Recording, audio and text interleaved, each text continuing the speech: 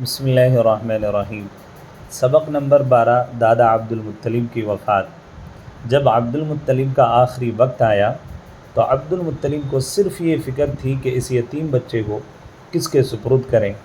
ایمن کو بلایا اور فرمایا، میرے اس بیٹے کی طرف سے کبھی غفلت اور بے پرواہی نہ برتنا، کیونکہ اہل کتاب کہتے ہیں کہ یہ اس امت کا نبی ہے۔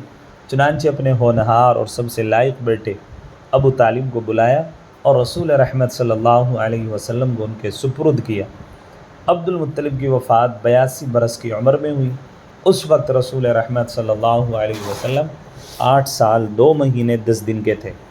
عبد المطلب کی وفات کے وقت رسول رحمت صلی اللہ علیہ وسلم سرانے کھڑے آنسو بہا رہے تھے۔ جب عبد المطلب کا جنازہ قبرستان لے جایا جا رہا تھا تو رسول اللہ صلی اللہ علیہ وسلم پیچھے پیچھے چل رہے تھے۔ سبق نمبر 13 رسول رحمت صلی اللہ علیہ وسلم چچا ابو طالب کے گھر میں۔ چچا ابو طالب بھتیجے رسول رحمت صلی اللہ علیہ وسلم سے اس قدر محبت رکھتے کہ آپ علیہ السلام کے مقابلے میں اپنے بچوں کی پرواہ نہیں کرتے تھے۔ ابو طالب کی بیوی حضرت فاطمہ بنت اسد بھی رسول رحمت صلی اللہ علیہ وسلم کو بہت چاہتی تھی۔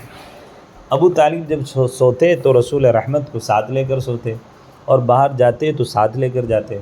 ابو طالب کے بال بچے زیادہ تھے اور تنگ دست تھے، مگر ان کا دل بہت بڑا تھا۔ ابو طالب جب رسول رحمت صلی اللہ علیہ وسلم کو لے کر کھاتے تو کھانے میں بڑی برکت ہوتی۔ آپ علیہ السلام کھانے پر بیٹھے تو بسم اللہ الاحد کہتے اور کھانے کے بعد الحمدللہ کہتے۔ مکہ میں ایک مرتبہ لوگ قحط سے دوچار ہوئے۔ قریش نے ابو طالب سے کہا، چلیے بارش کی دعا کیجیے، مکہ کی وادی قحط کا شکار ہے۔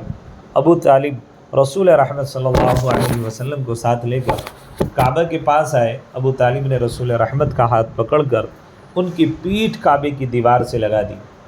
رسول رحمت صلی اللہ علیہ وسلم نے اس وقت ابو طالب کی انگلی پکڑ رکھی تھی، دعا مانگی۔ آسمان بالکل صاف تھا، لیکن دیکھتے ہی ادھر ادھر سے بادل آنا شروع ہوا اور ایسی موسلادھار اور دھواں دار بارش ہوئی کہ مکہ کی وادی میں سیلاب آ گیا۔